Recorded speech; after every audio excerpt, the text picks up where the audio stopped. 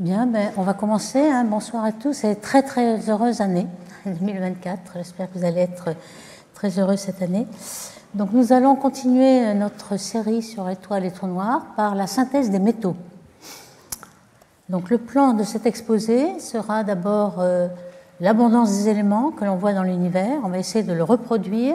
Comment sont-ils faits? Donc on va voir que l'abondance dépend de l'énergie de liaison de ces éléments, comme on le voit ici. Et puis, on va essayer de détailler ce qui est formé de façon primordiale, nucléosynthèse primordiale, nucléosynthèse dans les étoiles. Donc, la fusion des étoiles en fonction de leur masse, les cycles CNO, etc. Et les processus à neutrons qui vont nous permettre de former tous les éléments les plus lourds. Et on essaiera de l'appliquer aux galaxies, c'est-à-dire d'avoir un marquage chimique pour savoir comment se forment les disques épais, les disques minces et tous les composants d'une galaxie. On va voir que ces composants chimiques sont très importants. Alors déjà, l'abondance des éléments dans le système solaire, on a ce diagramme classique, donc abondance qui sont normalisées au silicium qui est 10 puissance 6, donc en log ça fait 6, vous appelez le silicium par là, et donc en fonction du nombre de masses de l'élément. Alors on voit qu'il y a l'hydrogène d'abord, évidemment l'élément le plus abondant de l'univers c'est l'hydrogène, puis l'hélium. Enfin on a des éléments légers qui on va voir ne sont pas très abondants, qui sont une petite exception, qui sont formés par spallation, par collision, par rayons cosmiques.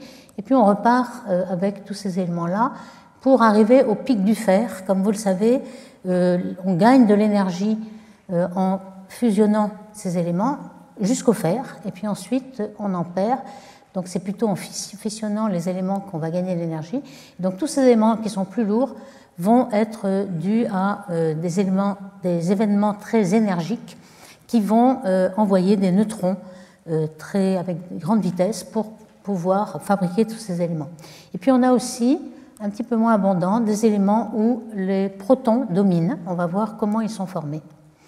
Donc ce qui est intéressant de regarder, c'est ces pics, justement. Pourquoi ces pics? En fait, on voit qu'il y a ce qu'on appelle des nombres magiques, où les éléments sont plus stables, parce qu'il y a des couches pleines, des couches où les neutrons et protons sont plutôt en équilibre. Donc c'est pour un nombre A. Alors A, c'est le Z plus N. Z, c'est le nombre de protons dans un noyau, N, le nombre de neutrons. Donc A, c'est la somme des deux. Et pour ces nombres magiques, à la fois en nombre de neutrons ou en nombre total, qui sont ces nombres 28, 50, 82, 126. Alors le 28 correspond au fer, justement à ce pic du fer. Et puis ces trois pics-là, ce sont ces trois pics magiques. Donc on a des éléments qui sont plus stables et qui se retrouvent ici. On va voir qu'ils sont doubles ici, vous voyez, il y a des processus de formation différents pour chacun des pics. On a le fer, ici on a plutôt le zirconium, ici le barium, ici le plomb. Alors, on connaît beaucoup de choses depuis ce travail très important qu'ont fait ces auteurs-là. On les appelle B2FH. Pourquoi? Parce que c'est le couple Burbidge, Margaret et Geoffrey Burbidge que vous voyez là, William Fowler et Fred Hoyle, qui étaient réunis là pour un anniversaire de cet article qu'on appelle B2FH, sorti en 1957. C'est un très gros article qui reprenait la somme de la formation de ces éléments et était avec beaucoup de succès car il reproduisait toute l'abondance observée dans l'univers, dans les étoiles, et essayait de reproduire dans quelles étoiles on formait tous ces éléments. Donc vous voyez un petit peu les grandes lignes. Ici, selon les ellipses qui sont de couleur, ici on a les éléments formés dans les premières minutes de l'univers, la nucléosynthèse primordiale, donc hélium, évidemment, deutérium, et puis quelques-uns de ces éléments légers, mais qui sont surtout formés par collision avec rayons cosmiques d'éléments plus lourds, comme le carbone, l'azote, l'oxygène, qui sont ici. Mais pourquoi? Parce que ces éléments, ils sont formés au début, puis ensuite ils sont détruits dans les étoiles. Donc il faut les reformer par cette collision. Ensuite, il y a évidemment le brûlage de l'hydrogène, ce qui se passe dans le Soleil, dans toute la séquence principale des étoiles. On brûle l'hydrogène pour former l'hélium, et c'est ce qui fournit l'énergie. Donc ce brûlage, et puis peu à peu, dans les étoiles de plus en plus massives, vous allez brûler l'hélium, puis brûler le carbone, le néon, etc., jusqu'au fer. Et à la fin, les étoiles très très massives ont un cœur de fer qui va peut-être se concentrer et former soit une étoile à neutrons, soit un trou noir. Donc ici, tout ça, ça se forme dans les étoiles. Et puis, tous ces éléments-là, la dernière ellipse là, c'est la capture des neutrons très énergiques, on a besoin d'énergie pour former tous ces éléments, c'est endothermique, et on va voir pourquoi on a tous ces pics. Alors, pour qu'on a un petit peu revu ce diagramme, vous voyez ici en couleur les fusions ici dans les étoiles, les formations primordiales, et puis on distingue ces deux pics. À chaque fois, il y a un double pic pour les nombres magiques. On distingue le processus rapide et le processus lent. Ce qui est en rose, c'est le processus lent. Alors, qu'est-ce que c'est que le processus lent? C'est lorsqu'on a des neutrons qui sont dégagés dans les étoiles assez massives, qui ont des réactions nucléaires assez lentes. Donc, il y a des neutrons qui sont dégagés, mais ce n'est pas explosif. Donc, c'est des neutrons lents et ça va se produire tous ces éléments en rose. Et lorsqu'on aura une formation explosive, c'est-à-dire une supernova, qui va envoyer un grand nombre de neutrons, ou alors une fusion d'étoiles à neutrons, ce sera énormément de neutrons qui, en quelques secondes, vont dégager énormément de neutrons. À ce moment-là, on aura ces processus très rapides, et c'est ce qu'on appelle R et S pour l'anglais rapide et slow. Donc, ces deux R et S ici. On va essayer d'expliquer tous ces pics, que ce soit en A ou en Z et N, à ces nombres magiques. Alors, qu'est-ce qu'on appelle rapide et lent, en fait? Par rapport à quoi? C'est par rapport à ce qu'on appelle la désintégration d'un neutron en proton en se désintégrant en envoyant un électron. Et c'est ce qu'on appelait bêta. Autrefois, on ne savait pas trop dans cette désintégration les particules bêta ce que c'était. Bêta, c'est un électron, tout simplement. Donc, lorsqu'un neutron dégage un électron, ça devient un proton. On a une charge positive. Donc ce genre de réaction prend un certain temps. Alors dans certains cas, ça peut être pour des éléments éloignés des minutes ou des heures, mais en général, c'est plutôt 1 an, 5 ans. Donc rapide, ça veut dire plus rapide que la désintégration des neutrons en protons dans les noyaux. Alors l'énergie de liaison, on voit que ça dépend beaucoup de cette énergie de liaison. La stabilité des noyaux dépend de cette énergie. On voit que l'hélium a beaucoup d'énergie de liaison par rapport à l'hydrogène. On a vu que c'est justement ce qui donnait l'énergie au Soleil. On gagnait 0,7% de MC2 lorsque on fusionnait de l'hydrogène pour donner de l'hélium. Donc c'est énormément d'énergie. Et puis on en gagne un petit peu moins pour tous ces éléments-là. Et puis on en gagne jusqu'au fer, donc qui est le pic ici. Et puis ensuite ça descend. Donc on a bien une fusion qui est exothermique, qui dégage de l'énergie, donc qui tend à se faire, cette réaction, alors que celle-ci, c'est la fission que l'on utilise dans tous les réacteurs nucléaires, fission de l'uranium pour avoir de l'énergie. Donc vous voyez, c'est ce côté-là qui va nous demander de l'énergie, donc tous ces neutrons, rapides ou lents, mais assez énergiques. Alors, tout de même, il y a un problème pour obtenir cette énergie. Ici, on a un petit diagramme qui montre l'énergie potentielle lorsque on est dans le noyau. Alors, en effet, on a une énergie de liaison, on a avantage à réunir ces noyaux, donc évidemment, le potentiel est négatif, parce qu'on est dans le régime de la force forte. On a des gluons qui tiennent ces noyaux ensemble, mais il y a une barrière de potentiel ici lorsqu'on approche des noyaux. Alors, les noyaux, lorsqu'on se libère du nuage d'électrons qui est autour, les noyaux sont positifs. Ils ont des protons et des neutrons, ils sont positifs. Donc lorsque deux noyaux s'approchent vraiment très près, donc les électrons sont assez loin, eh bien on a une répulsion, puisqu'on a deux noyaux positifs qui ont une charge Z1 et Z2 par exemple, si Z1 est le nombre de protons de l'un et de l'autre. Donc on voit qu'on a cette énergie colombienne à déjà une barrière à passer. Et c'est ça qui pose un problème au départ de tous les astronomes. Comment passe-t-on cette barrière de potentiel avant de tomber et de gagner cette énergie? Alors c'est là qu'on a ce fameux effet tunnel, l'effet quantique, qu'on a découvert donc au début du XXe siècle. Alors comment on peut se le représenter en fait? Pour donner des ordres de grandeur, l'énergie thermique que l'on a à l'intérieur d'une étoile une étoile comme le Soleil, on a peut-être au centre, on a 10 millions de degrés. Alors il faut savoir qu'on va travailler en électronvolts. C'est l'énergie d'un électron qui est à 1 volt. Eh bien, cet électronvolt équivaut à 10 000, 10 puissance 4 degrés. Donc si vous êtes à 10 millions de degrés, vous êtes à des kiloélectronvolts. 10 puissance 7, donc ça fait 1 kiloélectronvolt. Donc on a une énergie d'1 kiloélectronvolt dans les noyaux au cœur des étoiles. Par contre, quand vous regardez l'énergie coulombienne de répulsion de ces noyaux, eh bien cette énergie, c'est en millions d'électronvolts qu'elle s'exprime. Donc c'est 1000 fois plus que le kiloélectronvolt. Donc cette barrière, elle fait 1000 fois plus que l'énergie thermique des noyaux à l'intérieur du cœur de l'étoile. Donc vous voyez que ce n'est pas une petite barrière, c'est vraiment une barrière d'un millier de fois plus de l'énergie qu'on possède. Donc c'est un petit peu le diagramme qui est écrit ici. Vous avez l'énergie thermique est ici. Donc on a une maxwellienne autour de l'énergie thermique, et puis on a peut-être quelques-uns, mais très peu. Et puis on a cet effet tunnel. Alors cet effet tunnel, on peut le calculer. On sait que c'est très peu probable de passer à travers cette barrière, mais on a une certaine évanescence. On peut quand même, à une probabilité très faible, on peut exprimer cette probabilité comme l'exponentielle de moins le nombre d'ondes. Le nombre d'ondes, c'est l'inverse de la longueur d'onde de De Broglie, de cette particule quantique qui a une certaine taille, qui est h, la constante de Planck, sur mv, la vitesse relative de ces noyaux. Donc si vous calculez cela, je ne veux pas ces calculs, mais en fait on s'aperçoit que c'est cette courbe-là. Donc à ce moment-là, on a le produit de ces deux qui va nous donner une probabilité qui est non nulle, qu'on appelle d'ailleurs le pic de Gamow. C'est Gamow qui avait trouvé cette probabilité-là. Et cette probabilité est non nulle, et ça permet de passer cette barrière de potentiel coulombienne. Mais en fait, la probabilité est très faible. C'est pour ça qu'au départ, on avait vu que les réactions proton-proton étaient très longues à démarrer et qu'elles prenaient parfois 1 milliard d'années.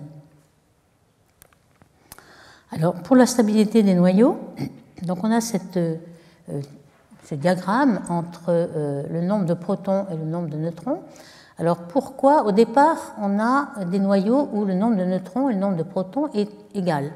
Comme par exemple le carbone, 6 protons et en tout 12 nucléons, et puis l'oxygène aussi, 8 et 16 par exemple, c'est vraiment égalité. Donc c'est ici. Par contre, on voit que pour des grands nombres de masses, on va avoir besoin de plus de neutrons. Alors pourquoi? Eh bien simplement parce que justement, les gluons et la force forte qui maintient tous ces protons ensemble, alors que ces protons se repoussent de façon coulombienne, eh bien, elles ne sont plus assez fortes. Cette force forte n'est plus assez forte lorsqu'on en a beaucoup, c'est-à-dire que lorsque Z1 est assez grand, Z, le nombre de protons, et donc on a besoin de plus de neutrons pour apporter plus de force de gluons, sans apporter de charge. Donc pour avoir une stabilité de noyau, il faut beaucoup plus de neutrons et diluer un peu la force coulombienne des protons entre eux par rapport à la force forte, qui est à courte portée, juste dans le noyau. La taille des noyaux, c'est plutôt un Fermi, c'est-à-dire 10-15 mètres, par rapport à l'atome qui est un angstrom, c'est-à-dire 10 puissance 5 fois plus gros. Donc quand on est tout près dans le noyau, on a cette force. Donc on voit que la stabilité demande un grand nombre de neutrons. Et donc on voit que c'est assez stable. Ici, la stabilité, c'est en noir, la ligne noire. Alors ici, on a trop de neutrons, donc ici on va avoir une désintégration bêta, c'est-à-dire qu'on va émettre des électrons pour redevenir protons. Ici c'est le contraire, soit on acclère un électron, soit on libère un positron. Et puis on voit qu'ici il y a très peu de stabilité, donc la limite de stabilité sera ici, à peu près au plomb, au bismuth. Ici on aura des éléments mais qui auront une durée de vie qui sera plus petite que l'âge de l'univers, et donc des éléments instables. Alors, on va essayer de passer en revue un petit peu comment on forme tous ces éléments. Donc les premiers, comme on l'a dit, sont ceux qui sont formés dans les quelques premières minutes après le Big Bang, où on a formation de deutérium d'abord, à partir de neutrons et protons, deutérium, tritium, l'hélium 3, l'hélium 4, et peut-être un petit peu de beryllium et de lithium, qui ensuite vont peut-être dans les étoiles se détruire, on va le voir. Donc c'est lorsqu'on a une température très très forte, même plus forte qu'il y a au centre des étoiles, donc quelque chose de très rapide, et on va former donc toutes ces... Alors il faut savoir que tout l'hélium que l'on mesure sur la surface des étoiles comme le Soleil vient du Big Bang. Et on forme bien de l'hélium dans les étoiles, mais il ne se libère pas beaucoup. Dans les étoiles comme le Soleil, qui vont devenir naines blanches, tout l'hélium va se retrouver dans le cœur, mais pas dans l'enveloppe. Donc le Soleil va libérer son enveloppe qui va dans les nébuleuses planétaires, mais ça va être surtout de l'hydrogène, pas beaucoup d'hélium. Et puis les grosses, les étoiles massives, elles vont brûler leur hélium, former le carbone, l'azote, l'oxygène, etc. Donc elles vont libérer aussi très peu d'hélium. Donc finalement, l'hélium que l'on voit autour de nous, c'est surtout dans le Soleil, et c'est surtout l'hélium du Big Bang, qui est 10% en nombre et 25% en masse. Alors, les résultats de cette nucléosynthèse primordiale sont avec un grand succès prédit par la théorie et correspondent aux observations. Vous avez ici l'abondance des éléments prédite par le modèle, qui sont les courbes, que ce soit l'hélium, le deutérium, l'hélium 3, le lithium, et puis en fonction de l'abondance des nucléons, alors baryons, disons, la matière ordinaire, par rapport aux photons. Alors ça, c'est un nombre qui est très petit, de l'ordre de 10-9. Pourquoi? Parce qu'au départ, on a à peu près symétrie entre matière et antimatière, et matière-antimatière s'annihile, et il reste que l'excès de matière qu'on a sur l'antimatière, qui est très petit, 10-9, et tout le reste, c'est des photons. On peut le mesurer, ça. On a les photons du Big Bang, on en a aujourd'hui, le fond cosmique, et c'est 400 photons par centimètre cube environ.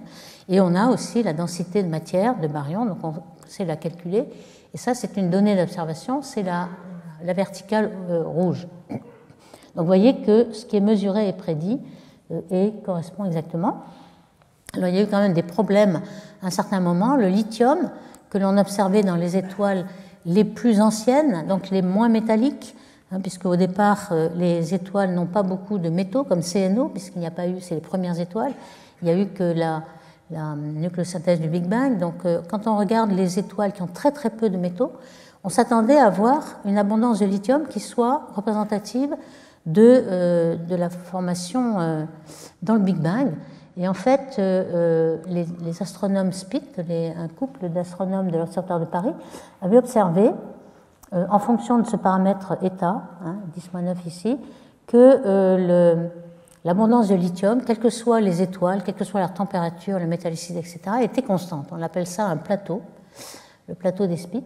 Et ça, c'est un gros problème, puisque le modèle, comme vous voyez ici, prédit ça, le modèle de scénario de matière noire et matière ordinaire ici.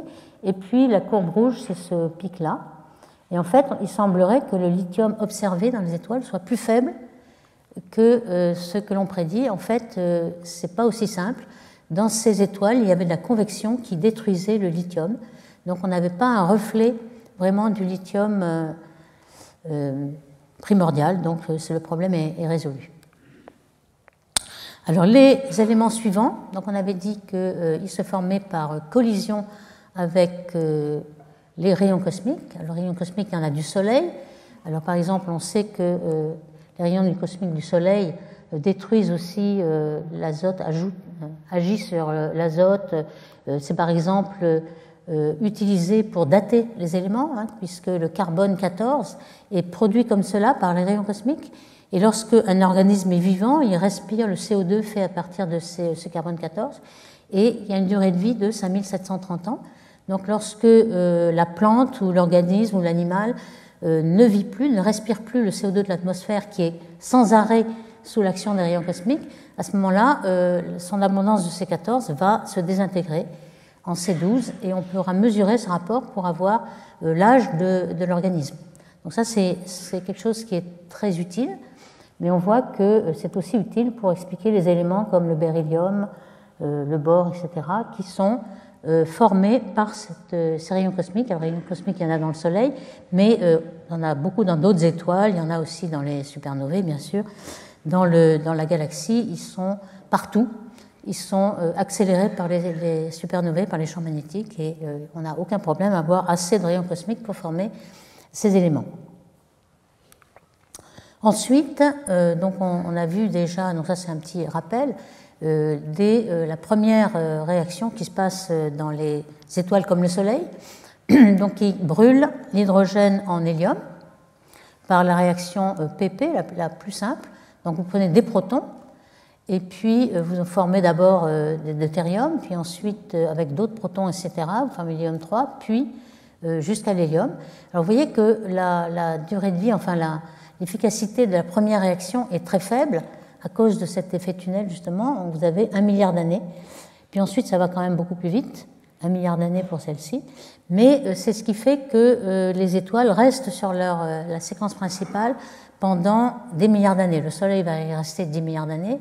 Plus vous êtes massif, moins vous allez y rester, mais ça nous permet de bénéficier d'un grand temps de développement. Par exemple, pour la vie sur Terre, sans doute, ça joue énormément. Vous n'avez pas que cette réaction PP, vous en avez plusieurs. Une fois que vous avez des éléments déjà formés, ça va pouvoir servir de catalyseur.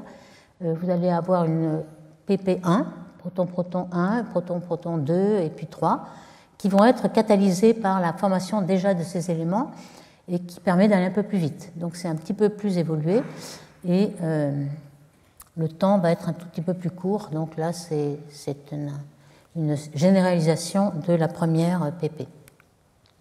Alors, il faut regarder aussi comment nous restons sur la séquence principale. Vous avez ici, dans le diagramme HR que nous avons l'an dernier développé, ici la luminosité de l'étoile qui varie d'ordre de grandeur énorme, ici, la température qui varie dans ce sens, qui va vers la gauche, et normalement, si vous avez un rayon donné, un rayon fixe, vous avez L qui est proportionnel à T4.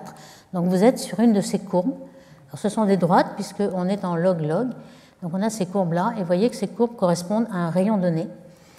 On remarque que sur la séquence principale, surtout pour les étoiles qui restent très longtemps comme le Soleil, le rayon varie très peu en fonction de la masse, entre 1 et 10.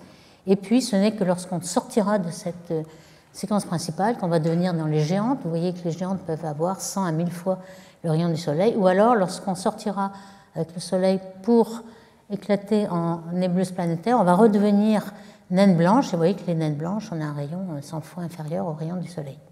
Donc tout cela nous donne un petit peu la luminosité en fonction de la masse. Et on voit que plus une étoile est massive, plus elle va consommer son combustible rapidement. Et que sa durée de vie, comme on l'avait vu, ces étoiles O et B, ici, ont une durée de vie qui peut être 10 millions d'années, alors que le Soleil, c'est plutôt 10 milliards d'années. Donc, la température au centre de ces étoiles est de plus en plus forte en fonction de la masse. C'est pour ça que les réactions nucléaires sont beaucoup plus efficaces. Et on avait parlé de ce diagramme où la relation PP, le Soleil est à peu près là, au centre, la température au centre du Soleil. La relation PP est possible seulement pour les petits, enfin, uniquement la relation qui est possible pour les petites masses. Et puis ensuite, pour les grandes masses, vous avez le 6CNO et puis ensuite le triple alpha qui vous permet d'avoir beaucoup plus d'efficacité. Ici, c'est l'efficacité en fonction de la température de la réaction nucléaire correspondante.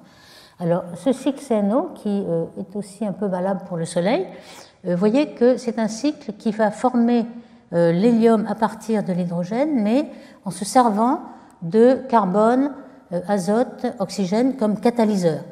Le CNO, il doit exister avant, alors vous allez dire pas pour les premières étoiles, puisqu'on n'en aura pas formé du tout, mais dès que vous avez déjà un petit enrichissement, à ce moment-là, vous avez le carbone qui, vous voyez arriver un proton ici, un proton ici, un proton là et là, donc ça vous fait 4.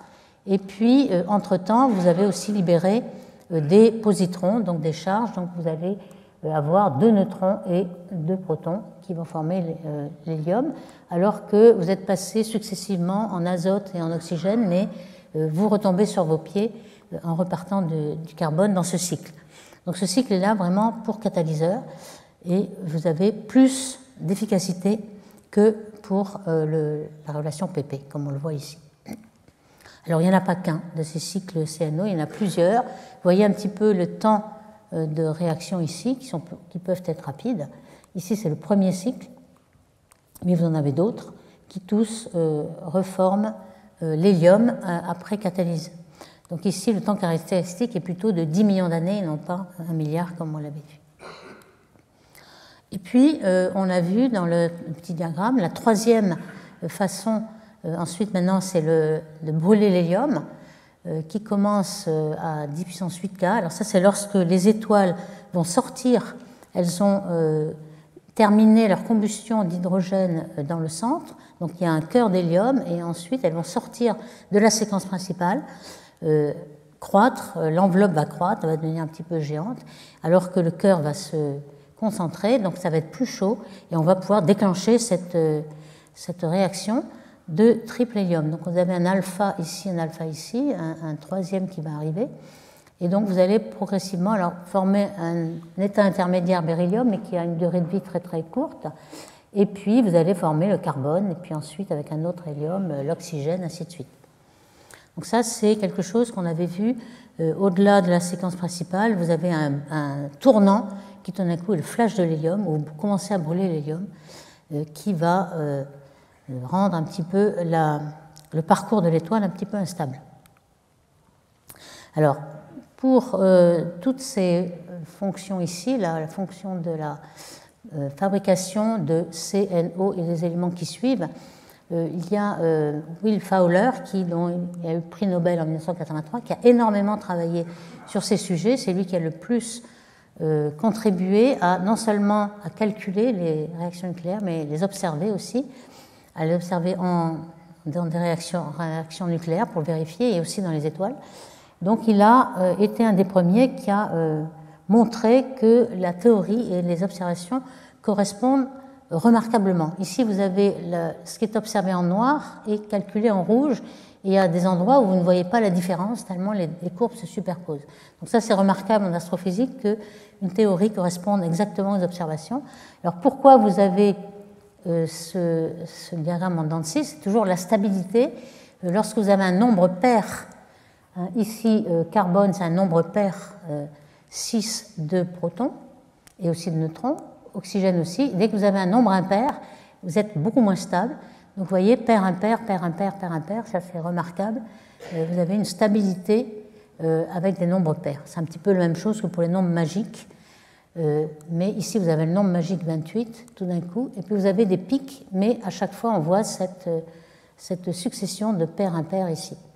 Alors, Will Fowler avait justement été jusqu'au fer en montrant ce modèle de l'oignon, en fait, des couches d'oignon, où lorsque vous avez déjà, par exemple, pour une petite masse, formé un cœur d'hélium, vous allez brûler l'hydrogène dans une couche, dans une coquille en quelque sorte, et puis lorsque vous avez une masse plus grande, vous allez pouvoir brûler l'hélium en carbone et ainsi de suite, et finalement vous avez plusieurs couches où vous brûlez l'hélium dans la couche supérieure, l'hydrogène, pardon, puis ensuite l'hélium, puis ensuite le carbone, l'oxygène, jusqu'au fer.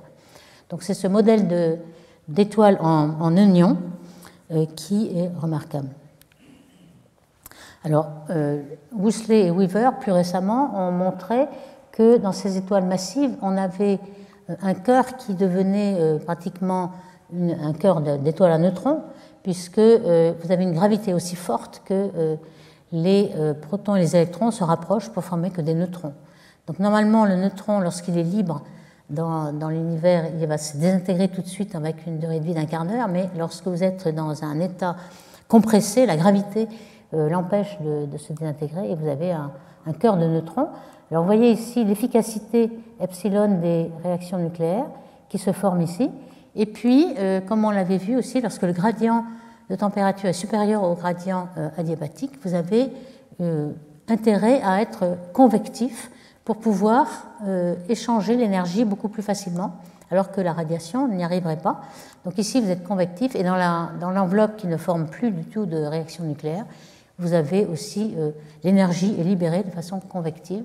Donc vous avez ici une étoile de 15 masses solaires, par exemple, avec une luminosité de 10 puissance 5 luminosité solaire. Alors ça, c'est au niveau réaction nucléaire, et lorsque vous regardez les abondances, vous voyez qu'en effet, vous allez avoir ici du fer, ici les éléments silicium, etc., et puis oxygène, carbone. Ici, vous avez encore de l'hydrogène et l'hélium et un petit peu de CNO, carbone, azote et oxygène. Alors, on peut simuler cela parce que l'intérieur, on le connaît mal, on connaît l'enveloppe, évidemment, on mesure les abondances de l'enveloppe.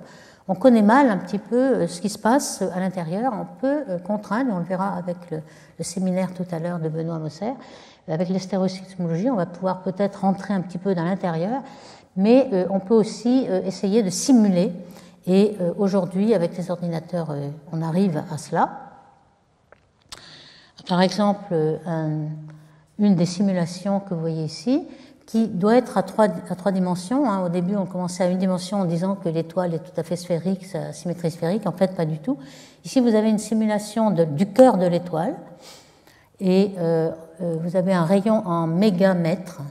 En fait, le rayon du Soleil, c'est 700 mégamètres, donc ça vous donne une petite idée. Le Soleil est beaucoup plus grand, c'est le cœur seulement.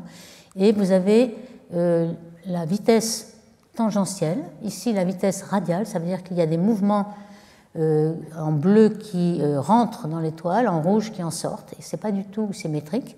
On va même voir une petite animation de la turbulence à l'intérieur du cœur. Ici, c'est la dissipation de vitesse en quelque sorte. Vous voyez que ça n'a rien de symétrique, ça n'a rien de symétrie sphérique. Donc on comprend pourquoi on ne pouvait pas à une dimension se rendre compte de ce qui pouvait se passer. Ici, c'est assez joli la turbulence, et on voit un petit peu l'extérieur de ce rayon en mégamètres, ici. Donc, bon, ça se reproduit, hein, c'est un petit peu... Donc, vous avez des mouvements de convection et de turbulence. Donc, on va s'intéresser maintenant, on a vu la fusion, à la capture des neutrons. On a ici, en fonction des protons, alors on va changer protons maintenant ou neutrons, enfin, selon le cas, hein. Là, c'est pour l'instant ce qu'on avait déjà eu, les protons et les neutrons. Et on sait que la stabilité va favoriser le grand nombre de neutrons par rapport aux protons. Hein, l'égalité serait le vert. Et que lorsqu'on va avoir énormément de neutrons dans une nucléosynthèse explosive, les supernovae ou les fusions d'étoiles à neutrons, on va se déplacer pour avoir des éléments qui ne seront pas stables, mais qui auront ensuite une certaine durée de vie pour revenir sur la trace de stabilité. Donc, comment va-t-on faire? En fait, on a échangé maintenant déjà, on a le neutron ici. C'est plus facile parce que pour un Z donné, vous avez un élément donné, par exemple l'argent, le cadmium, l'indium, etc. Et puis, lorsque vous ajoutez des neutrons, vous allez aller très loin de la stabilité, mais peu à peu dans cette direction horizontale. Lorsque vous aurez un processus lent, vous aurez le temps pour le neutron de se désintégrer en émettant un électron. Et donc, vous allez sauter une ligne en Z pour avoir un plus de protons, Z plus 1. Et puis, on peut avoir le contraire aussi. Et puis, on peut aller d'un côté à l'autre et puis reprendre un flot de neutrons.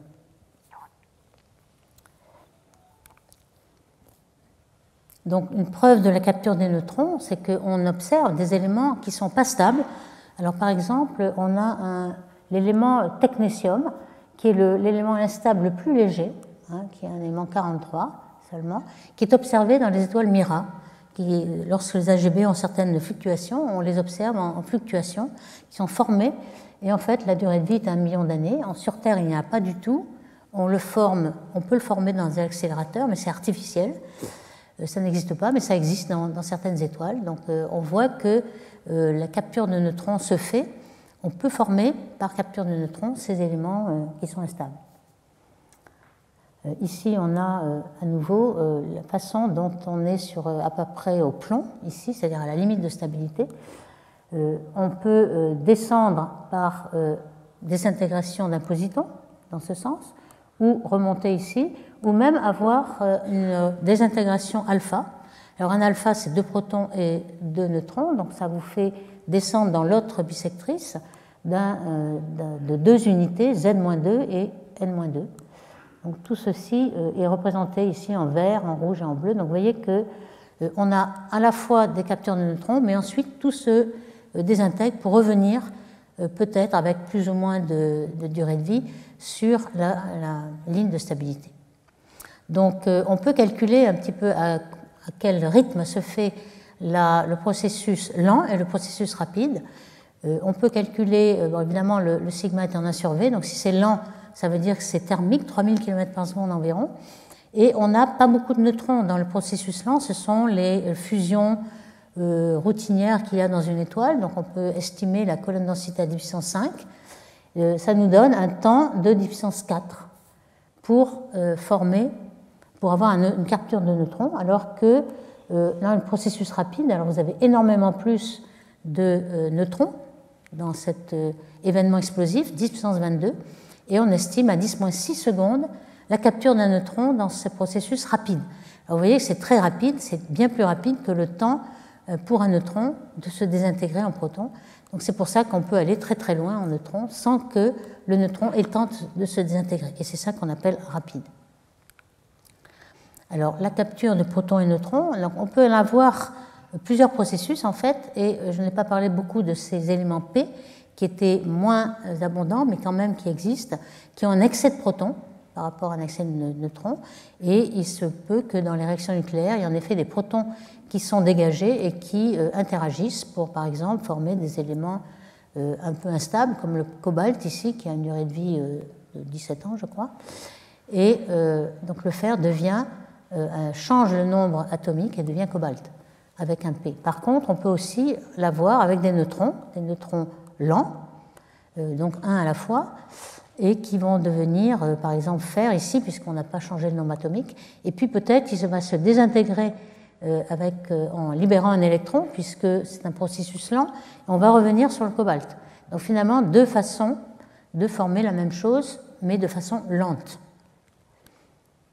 Le rôle de ce processus lent, c'est justement de revenir sans arrêt sur la ligne de stabilité, puisque on va avoir un neutron, puis très vite, il va se désintégrer pour revenir sur cette ligne de stabilité, et on va former ce qui est le deuxième pic de ces nombres magiques. Là, S, ça veut dire le processus lent, et on voit que tous les processus S vont être sur cette ligne de stabilité, alors que les processus rapides seront plutôt riches en neutrons ici. Ici, c'est les neutrons, ici, c'est les protons.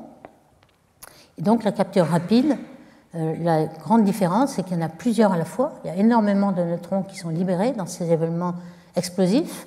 Donc, vous allez pouvoir en attraper 3, 4, 5, bien avant que la désintégration d'un électron ait eu lieu. Donc, vous allez pouvoir aller beaucoup plus vite à former ces éléments riches en neutrons. Pour ces étoiles très très massives, on a, sans être explosif P et S, on peut aller jusqu'au bismuth.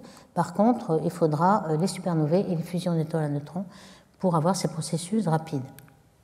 Donc le processus rapide, son rôle est celui-ci. Vous voyez qu'on va former des éléments bien loin de la ligne de stabilité. Et puis ce qui arrive, c'est que la capture est beaucoup plus lente pour les nombres magiques. Alors, il y a toujours ces pics, ces nombres magiques. Lorsque vous êtes à z égale 50 et puis n égale 82, vous êtes à ce niveau du baryum là, et du xénon ici. Et vous avez une cassure. Donc on ne va pas jusque-là. Hein. On a un excès de neutrons, mais on revient à chaque bump, à chaque pic de stabilité, on revient près de la ligne de stabilité. Donc pour cette nombre magique-là, et pour le dernier nombre magique ici, z égale 82 et n égale 126, vous êtes au plomb, et donc vous avez cette deuxième loi. Donc ce processus rapide se fait finalement en 3 fois. À chaque fois que vous avez ces nombres magiques, vous revenez sur la zone de stabilité. Donc si on fait un résumé un petit peu de ce qu'on voit ici, nombre de neutrons et nombre de protons, vous voyez en jaune le processus P où on acquiert des protons. On aura un excès de protons ici, ces éléments en jaune qui ne sont pas très stables. On aura en vert tous les éléments stables formés par la relation S qui est très lente et qui permet d'avoir la stabilité. Et puis tous les rouges, ce seront les processus R qui seront un excès de neutrons et qui reviendront peu à peu sur la ligne de stabilité. Alors voici un petit peu ce qu'on a mesuré comme produit en laboratoire, en gris, hein, ce qui est fait en S est la ligne verte, vraiment stable, puis en gris, ce qui a été mesuré, ici c'est complètement instable, hein. On peut en mesurer, mais il y a une durée de vie donnée. Et ici, vous voyez le processus R qui marche en trois marches, en quelque sorte, et les paliers sont les nombres magiques qui représentent la stabilité plus grande des noyaux, et puis les processus lents de l'autre côté. Alors évidemment, là, il y a des compétitions entre processus. Ici, ce que l'on voit, c'est qu'il y a des éléments stables, et puis il y a des îlots de stabilité. En bleu, ce sont les éléments instables. Ce que vous voyez ici écrit, ce sont les durées de vie, la durée de vie de l'instabilité. Lorsque les éléments noirs ici sont stables, ce qui est écrit, c'est les pourcentages de cet isotope-là. Par exemple, ici, vous avez 100% de cet isotope dans celui-là, mais en strontium, ici, vous en avez 82% ici, 7%, etc. Donc ça permet de savoir où se trouvent les plus stables. Et vous voyez que pour le krypton, ici, on saute avec un flot rapide de neutrons. On peut très bien sauter dans cet îlot de stabilité alors qu'on avait un élément instable ici. Mais comme si c'est un processus rapide, on sera plus rapide de ce côté que par la désintégration bêta de cet élément instable. Donc ça va nous permettre d'accéder à tous ces éléments. De même, ici, ça permet d'expliquer tous ces pics en détail. Par exemple, ici, c'est les derniers éléments de grande stabilité. On a les éléments instables par capture d'électrons. Ici, on a rejet d'électrons, désintégration par électrons. Ici, on a les blancs qui sont stables. Et puis, les éléments qui se désintègrent par émission d'une particule alpha, c'est une particule d'hélium qui se retrouve ici. Et donc, on arrive à expliquer, par exemple, que le plomb est obtenu par une relation lente d'accrétion de neutrons, alors qu'il y en a, par exemple, ici, vous avez le platine et l'or qui demandent des processus très rapides. On appelle cette stabilité et ces deux zones à côté ce qu'on appelle la drip line, c'est-à-dire que tous les éléments ici vont se désintégrer en émettant un proton, ici en émettant un positron, ici en émettant un électron pour se revenir là-dessus, et ici un neutron. Donc tout cela existe dans la nature, ont une durée de vie, mais tendent à plus ou moins long terme à revenir sur cette stabilité. Donc finalement, on a une petite synthèse de ce que l'on connaît ici. Ici, on a tout ce qui a été formé dans le Big Bang, dans la fusion des étoiles. Ici, quelque chose qu'on appelle un équilibre statistique nucléaire. Ce n'est pas un équilibre complètement global là, ici, mais on sait qu'il peut y avoir des compétitions. En fait, ce qui dépend de l'abondance de ces éléments-là dépend non seulement de la température et de la densité dans les étoiles, mais aussi de l'énergie de liaison de ces éléments. Et ça favorise évidemment le fer qui est très très stable ici. Et tout ce qui est bleu et rouge, donc ce sont les neutrons, les flots de neutrons, qui soient rapides ou lents et qui favorisent tous ces éléments qui sont plus stables que les autres. Donc plomb ici, mais platine et or ici, tellure, xénon, etc. Alors on arrive à cette diagramme de Mendeleïev où on sait maintenant quelles sont les étoiles qui ont fait ces éléments. En gros, on retrouve le Big Bang pour les éléments très légers, en rose les rayons cosmiques, et puis on a des étoiles comme le Soleil qui, en mourant, vont devenir naines blanches, mais qui vont rejeter quelques éléments, et tout c'est en vert ici, ce qui n'est pas négligeable tout de même. Et puis les deux explosions qui sont l'explosion des supernovae de type 2, très massives, comme le crabe, qui va donner tous les éléments en jaune. C'est des éléments qu'on appelle primaires. Pourquoi? Parce que ces étoiles massives ne vivent que 10 millions d'années, ou pas beaucoup plus, et donc ils se forment très tôt. Alors que si vous attendez l'explosion d'une naine blanche, qui reçoit par son compagnon de la matière, donc il y a une explosion qui se fait à ce moment-là, mais pour être une naine blanche, il faut être passé par le stade Soleil, c'est-à-dire quelques milliards d'années, entre 1 et 10 milliards d'années. Donc il faut attendre pour avoir ces éléments en gris, par exemple surtout le fer, il faut attendre des milliards d'années. Donc on appelle ces éléments secondaires. C'est-à-dire que la première génération d'étoiles vont former surtout ces éléments en jaune, et puis les éléments en gris seront secondaires. Donc c'est le rapport de ces éléments. Alors ces éléments, on les appelle alpha, tous ces éléments, silicium, aluminium, etc. Et c'est le rapport des abondances entre ces deux-là qui va nous donner l'âge. Et par exemple, s'il s'est formé beaucoup d'étoiles au début de l'univers, on va avoir ces éléments qui seront privilégiés. On va le voir pour voir ce qu'on peut dire sur l'archéologie de la galaxie. Et puis finalement, ce qu'on a appris et vérifié récemment dans les fusions d'étoiles à neutrons, c'est tous ces éléments plus lourds qui sont formés par un bombardement de neutrons. Donc en fusionnant des étoiles à neutrons, dans quelques secondes, vous allez former tout ça, tous ces lanthanines là qui sont très difficiles à former, donc tout ce qui est platine, or, etc. Tout ça s'est formé dans ces étoiles. Alors justement, on a appris beaucoup avec ce prototype, on en a vu d'autres, mais c'était en 2017 qui était le premier qui nous a donné beaucoup d'éléments. Alors ce terme-là, c'est un numéro de téléphone si vous voulez, mais ça veut dire l'année à laquelle on l'a observé, 2017. GV, c'est Gravitational Wave, hein, c'est l'onde gravitationnelle qu'on a détectée en 2017, au mois d'août et le 17 août. Donc le 17 août, qu'est-ce qu'on a vu? Eh bien, on a vu cet élément qui dure quelques secondes. Hein, vous avez vu, 0, c'est l'élément de la fusion des étoiles à neutrons. Et vous voyez qu'ici, en 3 secondes, c'est fini. Donc c'est très très rapide. Ici, vous avez la fréquence. On sait que la fréquence, au début, la fréquence d'émission de ces ondes gravitationnelles, c'est la fréquence de rotation des deux étoiles à neutrons l'une autour de l'autre. Donc évidemment, elles vont augmenter leur fréquence de rotation lorsqu'elles vont fusionner. C'est ce que vous voyez ici. Et puis, qu'est-ce qu'on a observé? Comme ce n'est pas des trous noirs, avant on avait observé beaucoup de trous noirs, et il n'y avait que des ondes gravitationnelles et pas de matière et de rayonnement. Pourquoi? Parce que le trou noir avait tout avalé. Mais là, l'avantage des étoiles à neutrons, c'est qu'il n'y a pas de trou noir pour avaler le rayonnement, et vous avez de la matière qui sort. Vous avez aussi des rayons gamma, donc des rayons électromagnétiques très énergiques, qui ont été émis 1 seconde après. Donc ça, c'est vraiment caractéristique, il y a une coïncidence, et ça venait d'une galaxie qui est assez proche, cette galaxie-là, qui a été observée par le Very Large Telescope de l'ESO et l'instrument MUSE qui fait une spectroscopie. Et vous voyez, en rose, c'est le H-alpha, de formation d'étoiles, et cet événement, c'est celui-ci. Il y a une barre dans cette galaxie, elle est à 38,9 mégaparsecs, ce qui veut dire que ce rayonnement nous a été transmis à peu près à 130 millions d'années. Elle a mis 130 millions d'années à nous parvenir. Et comme les deux événements sont parvenus pratiquement ensemble, à 1 seconde près, ça nous a donné la première estimation de la vitesse des ondes gravitationnelles par rapport à la vitesse de la lumière.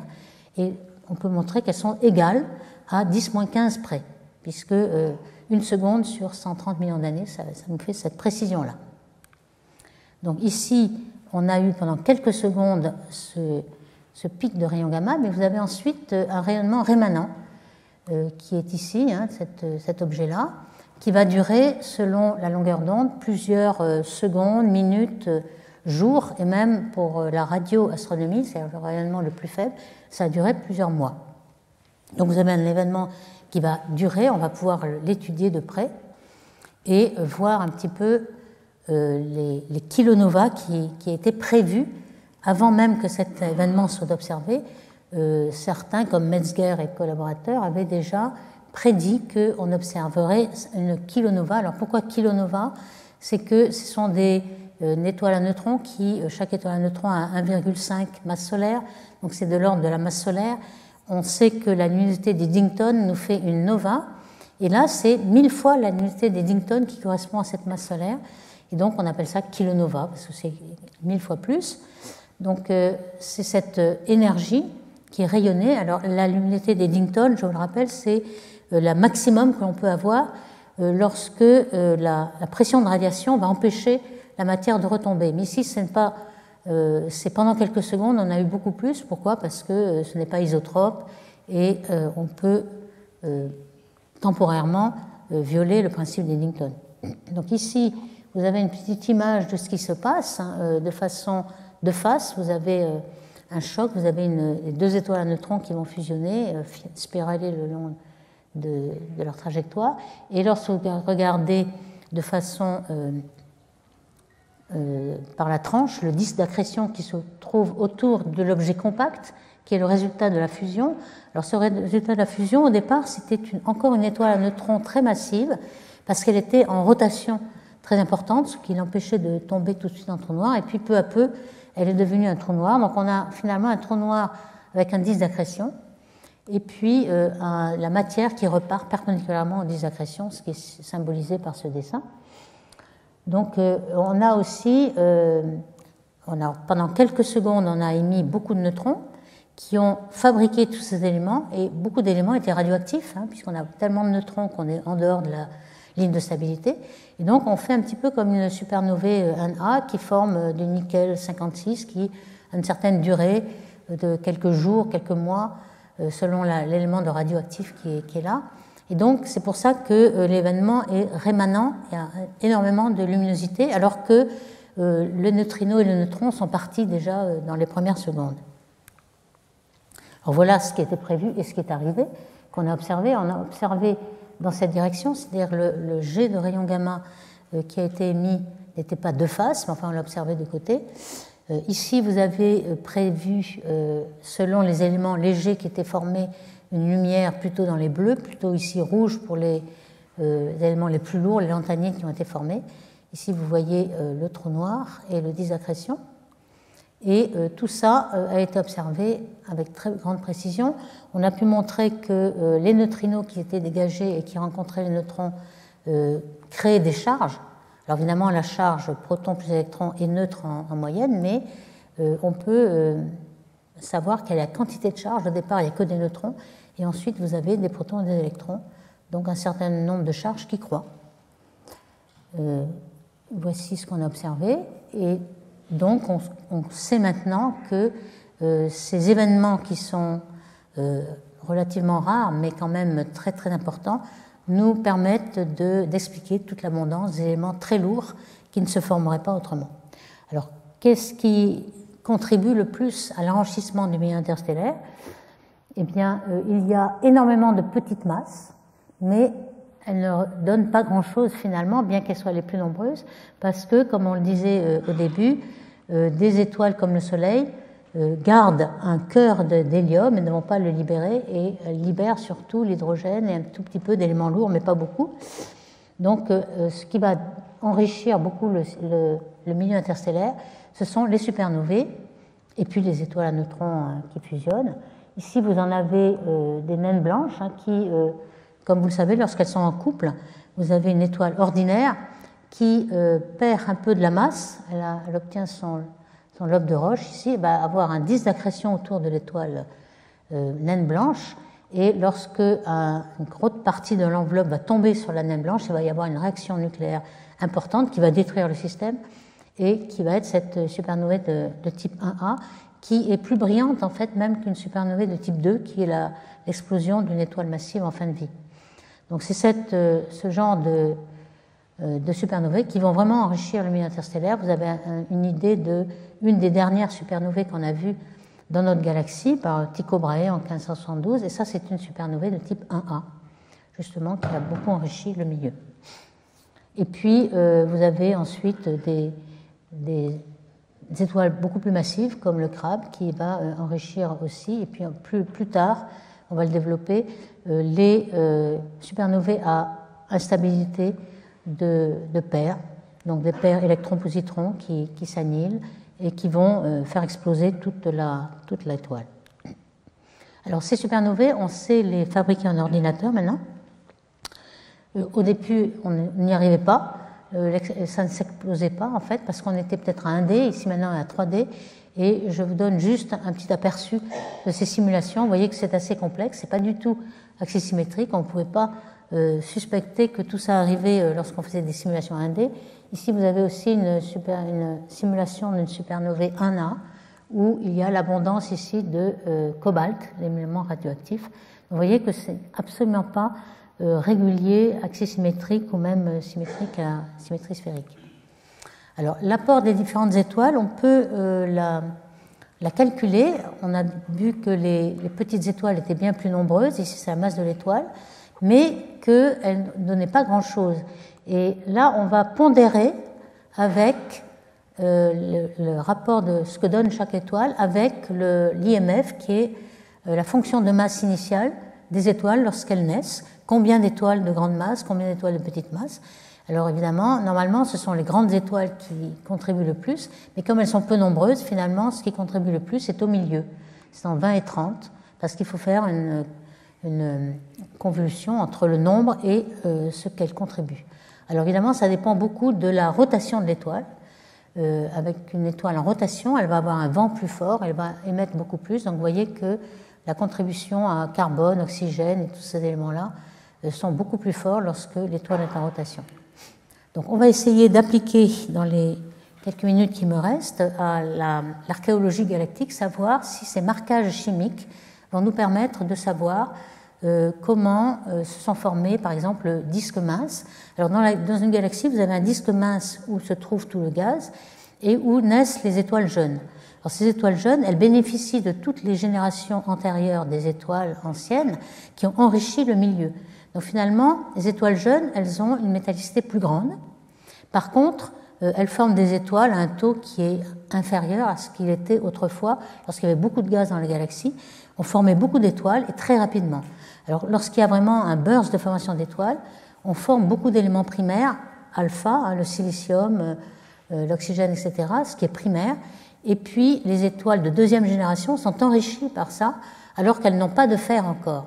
Et donc, c'est ça qu'on mesure, c'est le rapport de ces éléments primaires et secondaires. Alors ici, vous avez des étoiles qui sont très peu métalliques, donc qui sont vieilles, et qui sont dans le disque épais.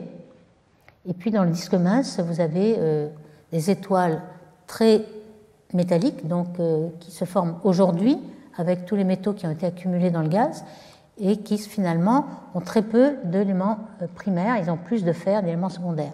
Donc finalement, quand on regarde ce rapport, les modèles sont en noir, ça c'est pour le modèle du voisinage solaire.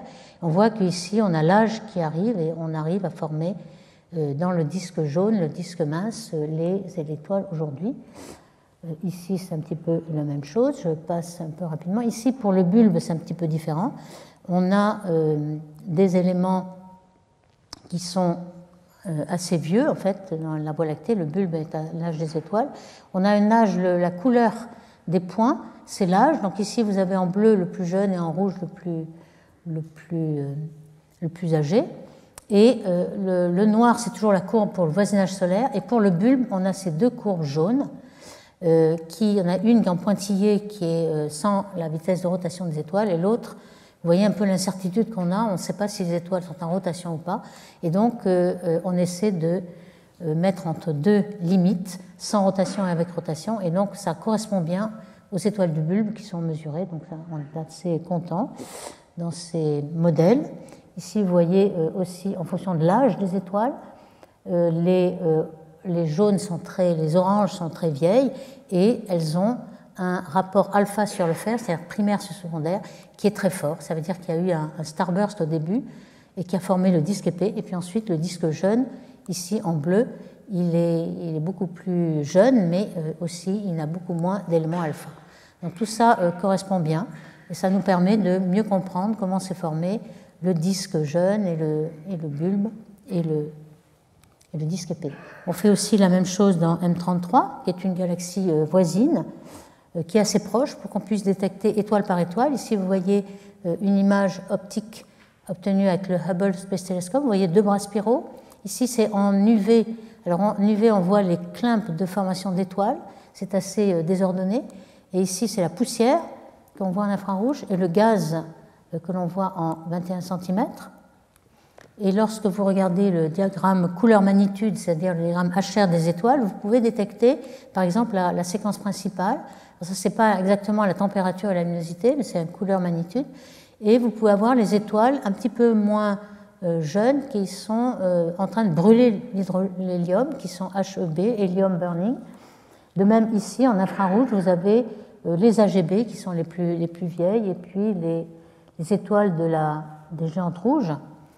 Donc on a un certain âge, et puis on regarde un petit peu, vous voyez, en fonction de l'âge, on a la séquence principale, qui est la plus jeune, puis les étoiles hélium, et puis les AGB et les RGB qui sont plus vieille. Donc on arrive à reproduire qu'est-ce qui s'est formé. Alors là, dans ce